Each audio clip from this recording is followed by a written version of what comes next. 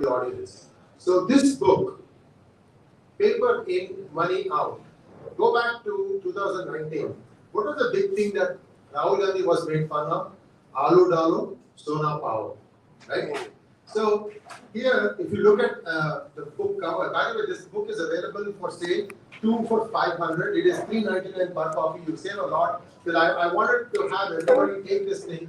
If you like Who Painted My Money White, this one takes you back even further and tells you how a certain group of people became the cow that gives the milk and also the consumer that consumes the milk. Then what happens is you have everything, you have all control. As I was doing more and more research on this, I was amazed to find out that some truths came out which makes me believe that a certain person or persons own ownership in a currency making company. And you know, Pakistan is not so well equipped to copy Indian currency. They don't have that kind of technology. Then guess what a certain minister does? Sir, he sold one printing machine to Pakistan. This individual sold India's printing machine, currency making machine to Pakistan. Why? Nobody wants to know. This happened when the UPA was in power. Just took it out and said, okay, you take it. So, I mean, this is the level to which some people have stooped to make sure that they can play with India's currency. The currency is something that average Indian never believes that can be counterfeited because they have the absolute trust that India's currency system is legal, RBI takes good care of it, and that nothing can ever be touched. Unfortunately, some time ago, about 5-6 years ago, I think, RBI found out they had duplicate notes of the same denomination, duplicate serial numbers. I always make fun on people about how China prints 4 copies of every yuan that they print, 4 copies. I actually have proof of that. I've shown it on many of my programs. The same thing happened in India also.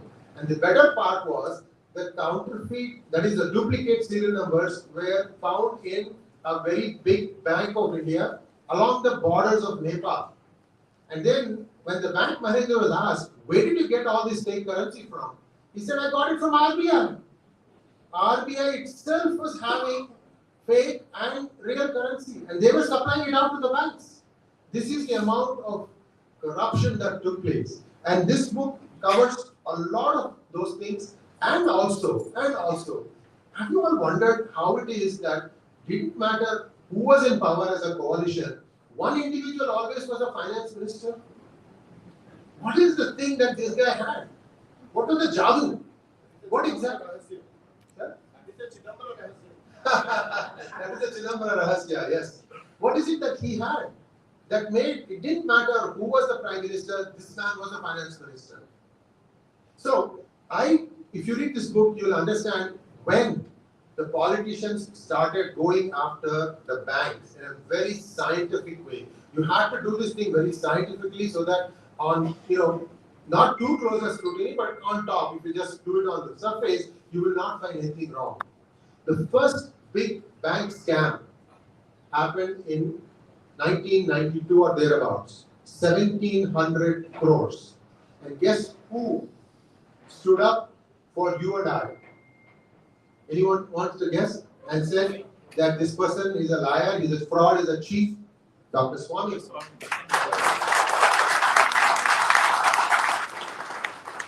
By the way, that happened in Bengaluru. That's why I'm releasing the book for the first time in Bengaluru.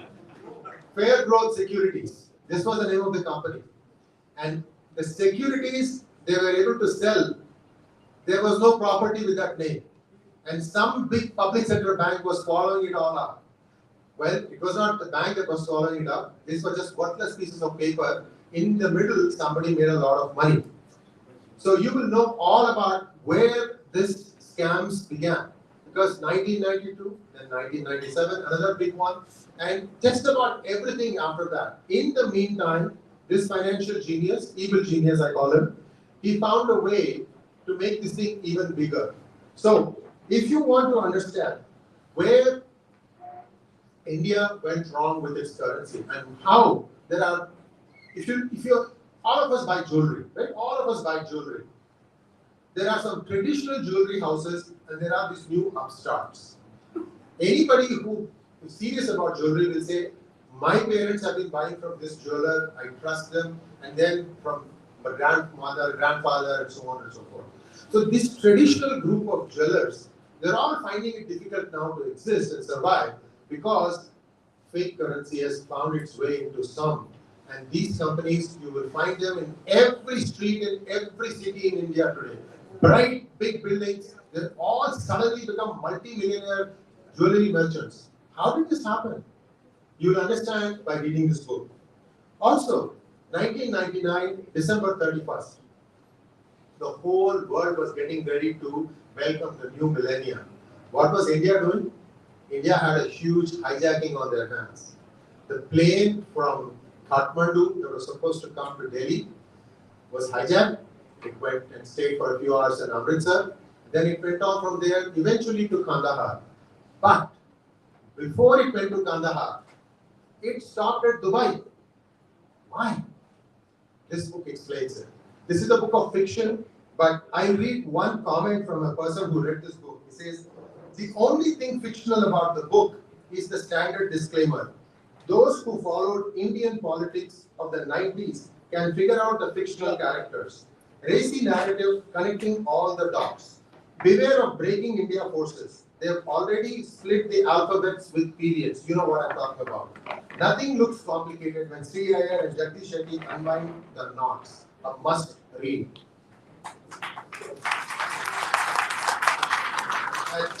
The second one is even smaller, and this is from a retired Army Major General.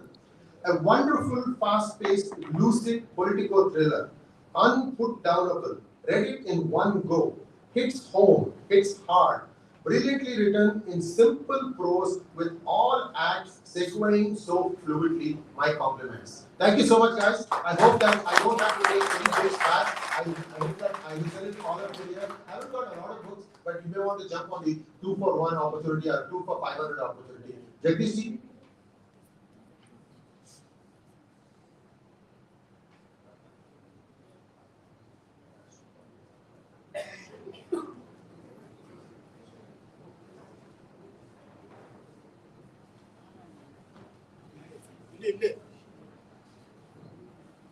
Thank you, Sri Iyer, and thank you, the Bangalore audience, for coming for this book launch. And as Sri Iyer mentioned some details of the book, I'm here just to say that sometimes government come and government go, but crooked politicians and crooked people survived numerous governments. So this book exposed all their nefarious activities. The moment you start reading the book till the last page, you will be glued onto it. And I think an intelligent or enlightened audience like Bangalore should encourage that, irrespective of the government, these crooked people are showed their crooked corners. That should be the spirit, I feel. This vividly describes the manipulative methods of the fictitious character who is in this book, and we hope you will find it interesting. We have tried to see that, taking all the liberties, I have tried to portray what we think was best in the book. We hope to get your feedback and we look forward to it. Dr. Swami, although he's today here as a person who's going to, has released the book and is going to speak about it, but please understand, fighting corruption is not so easy. Some of us may be in our armchairs and we may pass comments or see some newspaper articles or see some TV debates, but walking the talk is very difficult, and fighting corruption is not like a 2020 match or something like having instant coffee. It takes lot of efforts. When Dr. Swami started the Jayalalitha case in 1996, people were cynical. They would spread, nothing will happen, no politicians would go to jail and all that, but ultimately you know what happened. Some people will try to put in some fake news or do some disinformation to discourage people from fighting this, or when their vested interests are not protected. In the National Herald case, because I want to tell you, because Dr. Swami has taken up the National Herald case, he filed the case when UPA was in power. It is a private complaint in the what is known as the Magistrates Court in Delhi. Then a summons was issued, and you know that the culprits or the accused had to take bail, and the case is going on. Some interlocutory applications have gone in appeal on that matter to the High Court, and things are there. In related matters also in the National Herald case, because I feel you all should know this, that's why I am emphasizing that there are two appeals filed by the Crooked family, that is the dynasty Crooked family, which is pending in the Supreme Court for the last 3 to 4 years. One is on the DDA allotment of land for running a newspaper, National Herald, and they are not running the newspaper from that premises, so they have violated the lease covenant. And the second issue is based on Swami's complaint and how he has proved it in the court. The income tax department has put a fine on the mother and son for nearly 400 crores. Against that, the appeal is pending in the Supreme Court. And the Solicitor General of the Advocate, Solicitor General of the Attorney General, last 4 years has not had the courage to tell the judges, please expedite this case, because it has a bearing on Dr. Swami's case in the trial court. So these are some things which you need to know the way things are going on. But nevertheless, Sri Iyer and P. Gurus have been in the forefront of exposing many of the scams. Many of these, he spoke about the notes. I don't know how many of you know that the demonetization, how much notes the government got back. Dr. Swami raised a question in Parliament. You know why is the demonetization done? It is basically done. Suppose there are 100 crores notes in the market. Suppose 70 crores came back, then you have eliminated 30 crores of black money. Official reply given to Dr. Swami in Parliament says something like 99.64% notes. I may be making a mistake on that after the digit, that is 99%. They have said it's some 64 or 61% notes have come back. But we understand that not that. I am told 130% has come back. And that's why the Reserve Bank is not officially announcing the figures. You understand what 130 could mean. Either there is counterfeit note which is looking like our real notes that has come back. That's why there is no big claim for the achievement on that part of demonetization. Everybody for has forgotten. But we, like enlightened citizens, should not give up our fight against these corrupt groups and fight it. I am thankful for the audience, and I am thankful to Nikun Shah of Virat Hindustan Sangam, Karnataka, for having arranged this function for the benefit of our friends in Bangalore and for the media, and I thank everybody for coming for this function. The book is available today at a special discount price at 500 rupees for 2 copies. Do take the advantage of the book which is sold here. Then it is sold on Amazon, on many of our Sri Iyer's app. Also, if you go, you will find the book, and there are various other methods. We will be tweeting about it. You can online also order it or tell your friends. But today it is available here. We are incidentally, Dr. Swami and the other members of the Virat Hindustan Sangam happened to be in Bangalore. And we had an internal 2 days workshop on social media, and that has ended. And today we have in this afternoon this book release function. I thank VHS Karnataka and all of you for having attended this function. Thank you. Dhanyawad.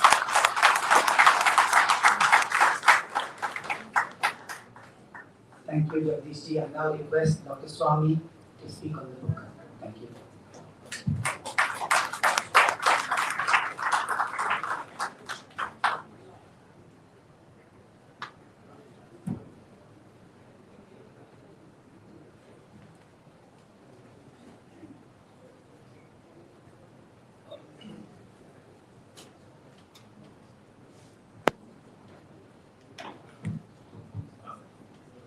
Thank you very much. It's a great honor to release a book by my friends of very long standing. Because Jagdish I've known when he was 17 years old in 1977 when I first fought for the Lok Sabha from Bombay. He was living in Bombay and he came and in fact he was recommended by the RSS people there because his father was a office bearer of RSS. And then after that, he never left me. So he is now become a leader. He has held high office in corporate matters. He is considered as one of the best minds on regulatory principles for buildings in Bombay. And you know, in Bombay, everything is irregular. So somebody wanting to bring regularity, it really requires a lot of nerve. This is a fantastic book if you read slowly. It's not meant to read fast. And it has names of living persons or who were living once upon a time. And I tried to find out which of those names is referring to me. So first one is Karar, second one is Karar. I don't think I'm Karar. So on and on, but I find one says Govind Ramaswamy, scrupulously honest. That's in-depth, defatigable, practical fighter against corruption. Yes, that also applies to me. Great friend of the Prime Minister Raja Rao, Narasimha Rao. So also good friend of the author. Because it's a very, very laudatory compliment. And I thank the authors for saying that. I will speak about the general principles. Corruption is not somebody stealing money alone. Corruption has multi-dimensional effects. First of all, it distorts the investment priorities. Supposing I avoid income tax and I get money, or I cheat in the sense I charge a low price and collect the remaining value in black, in cash that is, and not report it. What happens to that money? You can't go and put it in the bank because you will be discovered, the ED, everybody will get after you. So you can't go and buy a house because then people will ask where do you get the money? I mean, the income tax people will ask because you have to declare. When you buy a house in the income tax, they have to declare. So you can't declare because other money is black and you didn't earn it fair and square. So what most people do is they build with cash house, and then the interior is beautifully decorated, air conditioned every room, marble floors, this, that, etc. And that they use for that they use black money. And inspectors, those who are honest amongst inspectors, there are few, but they usually look at the building, but they don't come inside unless there is a formal case or something, and then it becomes difficult also. I mean, I buy a refrigerator, you can't examine whether I put my own money or I use black money. And marble floors, how do you evaluate it? And most people buy Italian marbles. Now we also have Italian politicians, but it's the same purpose. So the money mostly first part goes to buying luxury goods, which is not very easy to account. If I build a house, and it's seen by everybody and it's beautiful, then people say, where did you get the money? But generally speaking, luxuries inside the house, they escape. So therefore, part of the money goes to buy luxury goods. What's the effect of that? Why reading this book is important? Why fighting corruption is important? I'm going to give you these reasons. So what happens is that when you start buying luxury goods, their prices go up because the demand has gone up. And so the investment in the future is where the rate of profit is higher, and that's in the luxury goods. So the investment priority should be for the essential commodities of the people. But it gets distorted, and it goes, and according to my estimate, of the money that the government has, if you go and look at it carefully, or the economy as a whole, you find 75% of the money goes for luxury items. Only 25% goes for essential commodities. So automatically you're destroying your welfare economy by allowing these taxes. Now, second is that many people say, where can I store this money? It's so difficult.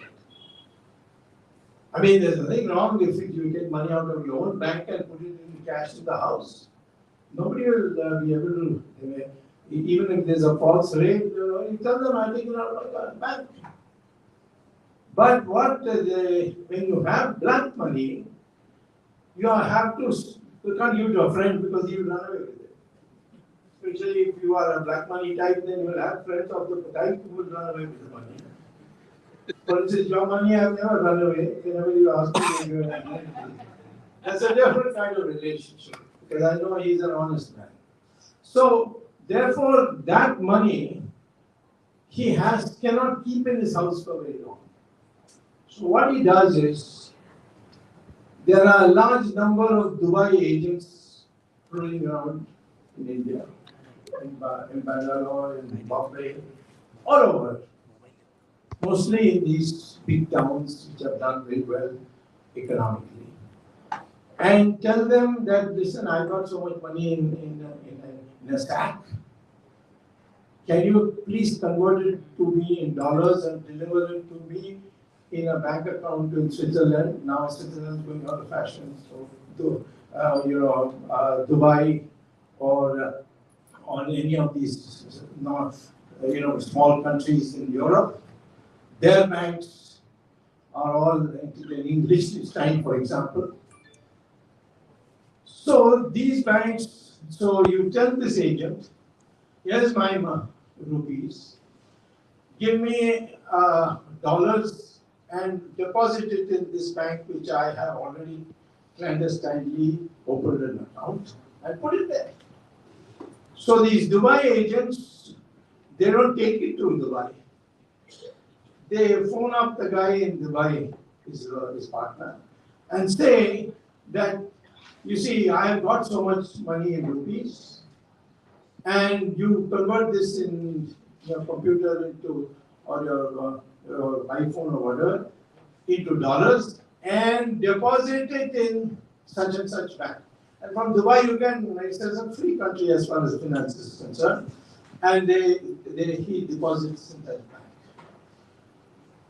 Next time somebody from that country or some other country wants to get rupees without the hassle of going through, where did I get these dollars from, etc., which you have to stay at the customs. You tell that same fellow, I want so many rupees in India, and here's the dollar. So because he wants to do some transactions in India, which he needs rupees. So this fellow who's kept that stack of rupees uses that. So this is how they balance, and as a consequence, the Indian rupee, which according to me, a proper calculation on the basis of net value, cost of commodities versus the cost of commodities in America. Supposing I go into McDonald's here and buy a pizza, and I go in America, there's also McDonald's, the same McDonald's, and I buy a pizza.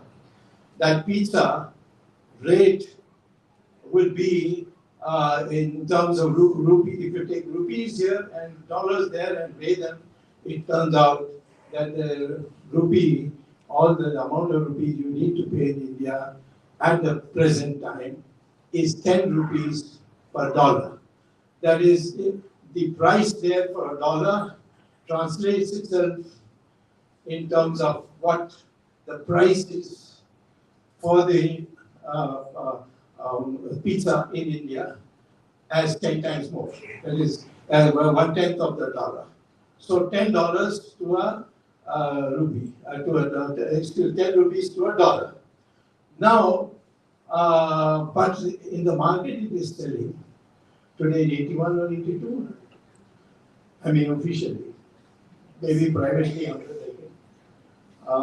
So 81 rupees. Why is it 81 rupees? It's not based on demand and supply. It is the Reserve Bank and the crazy people in finance industry who decide regularly. But they're 81. So how does it affect you? Whatever you import now, you'll become more costly. Or if you want to buy dollars to send it, the more rupees will be coming out of your pocket. It distorts the economy that way. Then Mr. Chidambaram, and now I don't know whether I should call Nirmala Sitharaman finance minister, because all she does is she gets a file from the PMO and she puts the signature. And she has been told that you are finance minister as long as you sign. And the work is done by all the lackeys of Mr. Modi in the PMO. So anyway, these people sit down and they, not now, but earlier on when Mr. Chidambaram was there, they cooked up something called a participatory note. I don't know how many of you people here are heard of participatory notes. Participatory note is issued by only one country, and it's called Mauritius. So come to Mauritius and give them dollars. They'll give you a piece of paper which says that you have put dollars in a bank, which many Indian banks are there with their branch office. You have deposited so many dollars. Then you come here with that piece of paper, go to the Reserve Bank and say, I have deposited so many dollars. And they'll give you 81 rupees per dollar. And then with that 80 rupees, you go to the stock market and you play the stock market. Make a killing. It's usually you know in advance which when it's going to rise. It's a rigged market. Our stock market is not a normal market. It's not like New York Exchange. It's a purely rigged market. Mr. Adani can rig it at any time. Most of the people can rig it, and many of the stockbrokers tell me, anytime you come, you want to earn some money, let me know, give me 4 days notice, I'll have that thing rigged to the bottom, you buy the bottom, and then next day it will go up. So my professor who taught me, very famous Professor Samuelson, used to say that in Wall Street you can get the best returns by just throwing the dart. I said, what about India? He said, never go there. It's corrupt. And he just told me in the 60s. It's already happening there.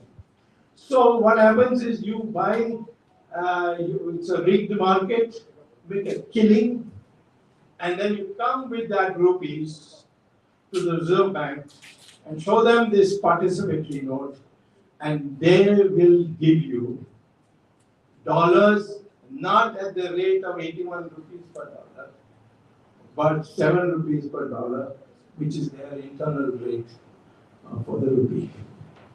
So it's a huge killing. That money will go, that dollar will go to the bank and it will be kept in the bank.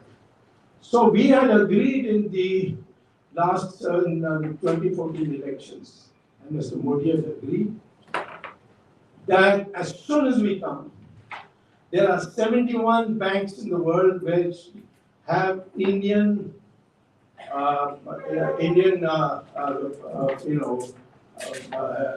people who have put money there in the bank accounts. So all those Indians, you tell the banks, block them. Do you have the power to say that? Yes, because 2005, the United Nations had a convention, and that convention was called the Anti-Corruption Convention.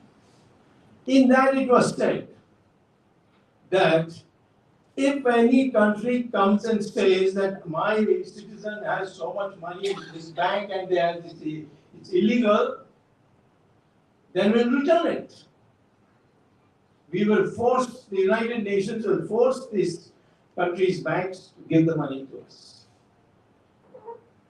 The Egyptians, you see, what was their dictator? Mubarak. He died and he left a lot of money in foreign banks. So they applied to the United Nations. They gave the name also of the Swiss bank. And the United Nations sent a letter. And they got all the money. Marcos, same thing. Gaddafi, same thing.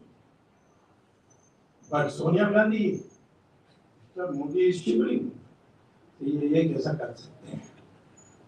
He has not done it even today. I prepared the letter, I said just put your signature, send it. And I told him how it can be done. And instead, he made sure that it will become finance minister. Because he has friends who he cannot let down. I have to be very frank with you. BJP cannot fight corruption. Not because every leader, unlike in Congress, you find also top leaders as corrupt. A large number of the party workers are very honest people. But the policy making is blocked because of that. So this book is, he hasn't got the same nerve to write as I would have written. He's a diplomat, he lives in America, he's a very sophisticated man, but he has sent the message clear and loud. And I would advise you to send a copy to Narendra Modi. If I bring back all the money that is abroad, you know how much it is? $3 trillion. You know what the Indian GDP is? $3.4 trillion. Equal to our national income is in the banks, and this is yours because there's no way any of these people can claim it. So when you get a book like this, it's a good way to start. Because I would say that forget everything. If you want the economy to prosper, you need money. Actually, the Indian problem, the economic problem is only one. There is a demand shortage in our country. Because people don't have money to spend. Middle classes are actually withdrawing from fixed deposits to meet it. I suggested if you want to improve in the Indian economy, The first step, I wrote a piece recently in Hindu, The Hindu. And if you go back about 10 days, you will see where I've given the prescription. What you do is you abolish income tax. People say, oh, if you abolish income tax, then it will be unfair, rich will get away better than poor and so on. First of all, there is no income tax in agriculture. Entire agriculture. That means 22% of your GDP is out already. Then in the non-agricultural sector, there are exemptions and exemptions and exemptions. Only the salaried class, middle class, their money is cut out at the source. But the others who are running businesses and so on, they have to file an income tax. And the amount asked for is so large that if you give 1/10 of it to the income tax inspector, he will clear your accounts without difficulty. So nobody pays income tax or doesn't pay the full income tax. And what happens with this luxury, this money? It goes into luxury production, which distorts your priorities. You should be investing in poor people's, middle class people. How do you do that? If you abolish income tax, the middle class will be pretty happy. Of course, the rich people will be somewhat happy because they've got chartered accountants. You're one, no? No. You're one. Now he's left as chartered. Yeah, I knew I was going to say this. So they got chartered accountants, they can make it out. And then there's an agreement on how much should be paid for how much. So all this, why you are having all this? How much do you save? 6 lakh crores is the income tax revenue. That's nothing. Nothing compared to what you are getting in other matters. And if that is, you remove it, people will not spend it. And if they spend it, demand will go up. Automobile companies, they are now giving all kinds of discounts because there's no demand. So demand is the key thing, and the way to increase demand and make the middle class and the lower class happy, small and medium industries happy, is to lower the tax rate. In fact, abolish it. Then you make the fixed deposit interest rate, raise it to 9%. Presently, 4%, 5%, something like that. Middle class will put its money there. They are ready to wait for 5 years. So you get money that way also. You put money in the hands of the landless people, in the case of the people, daily wage workers, so on, production will increase. Because companies don't have money to give, they are cutting down on projects. You can go to Bombay and see how many buildings are not yet being completed. So all this is because you are weak in going after corruption in the form of black money. And black money can be removed if you remove the incentive. And you adopt some strictness. Some countries have done it and shown it. Most of Europe has shown it, although now they're beginning to flag. America, you make one mistake, the Internal Revenue Service will steal you alive. It's not that America doesn't have corruption, but it's a different kind of corruption. You violate your income tax and see what happens in America. So, this is what the motivation of this book is, to tell you India can grow at 10% per year for at least 10 years. We are the third largest GDP in the world. Modi keeps saying 5th largest because he is illiterate. Why is he illiterate? Because he is valuing Indian GDP at the market price. which is loaded in favor, which is 81 rupees. If you take goods of America and goods of India, put it in rupees, put it in dollars, and take the ratio, you know what is the rate? 8 rupees to a dollar. We are giving, we are selling it at 81. So if you bring it back to 8 rupees to a dollar, which was when Morarji Desai was Prime Minister, it was 8 rupees a dollar. If you bring it back, your GDP automatically presently, which is $3.5 trillion, will go up 10 times. And you will be ahead of China.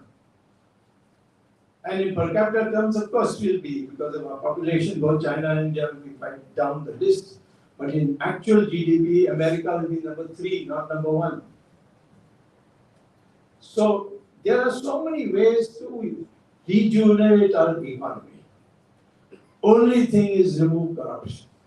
Corruption can be removed only by incentives. You can't force, you can't terrorize, because the people who will terrorize you, they themselves will become corrupt. And that is precisely the sarcastic way that is put it across. Excellent book. I didn't know Jagdish Shetty was such a good author. And recently I've been finding, whenever I phone Jagdish, he doesn't pick up the phone. So when I ask his wife, she says he's gone for work. And I find out that she has been working for you, and not for me. That's good anyway. He's a versatile man who knows Bombay inside out. I'm hoping that he will be the next MP from Bombay. Yes.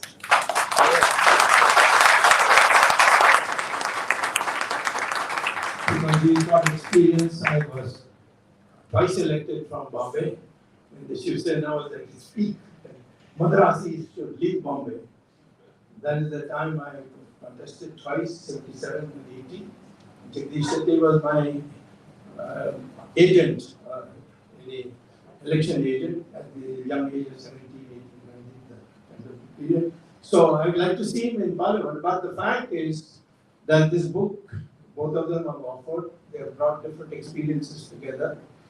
It's deciphering is a little, so read slowly and you will gain. And have faith for the future.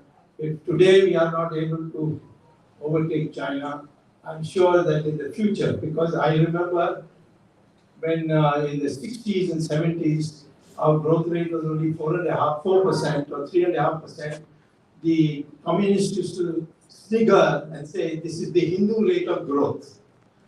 Well, Narasimha Rao, the real Hindu, for the first time, because now I'm told that Manish Shankar Aiyar has condemned Narasimha Rao as a de facto BJP Prime Minister. First BJP Prime Minister. I was also his minister. I mean, he called me in and I told him I can't join Congress party.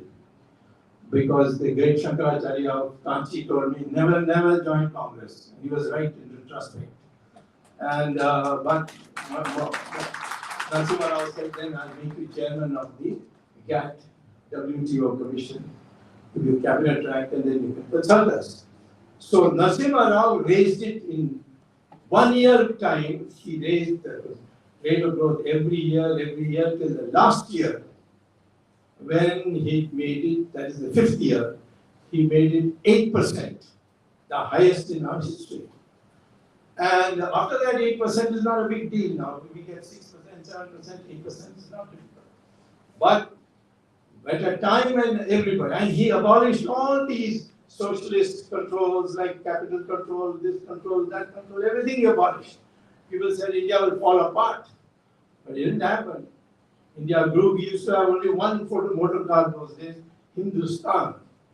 And I know, you know, it was slightly better than a bullock cart, but it was there. Now, after Narasimha Rao, the number of companies that came in and put cars, now we got huge choice of cars. India is born to be a market economy, where people have the right to make a decision. Government can police, but government cannot direct. And that is to be changed. And if you want corruption to go, you have to decentralize. You don't have to give anybody privileges either to deny or to gift you anything. This kind of system has to be brought, and it should be an issue in the coming elections, where I am urging all my party colleagues that kick out those who won't change, but make not only Hindutva as an issue, which is of course our basic issue, but market economy. This market economy comes within 10 years, we will overtake China, and we will be equal to America by another 5 years. And it's only a matter of time, because America's strength is innovations. And who produces the innovations in America? You Indians who go and settle down there. Maybe we'll have an Indian Prime Minister also. And you'll be a Tamil Prime Minister. Yes. So, but he's being abused already. People are not started attacking him, saying he is not one of us, he is foreigner and all that. Anyway, we are all Indians who want to come back from America, they welcome us once we get the economy thing. So, this confidence Indian people must have. We were once upon a time the world's most prosperous country in the world up to 1776, when the Marathas defeated the Mughals. And after that, there were no Mughals left. Have you ever heard of a descendant of Aurangzeb today anywhere? They all disappeared. But unfortunately, so many years of fighting, we were depleted. And the British arrived at that time. And they took advantage. And then, of course, they see Russian, pro-Russian or pro-Soviet, Jawaharlal Nehru planning kept us back. And slowly we are coming. And I say that if the day we unite our country and we follow market economy in our sincerest best, this country will be number one once again, which we lost 1,000 years ago. Thank you.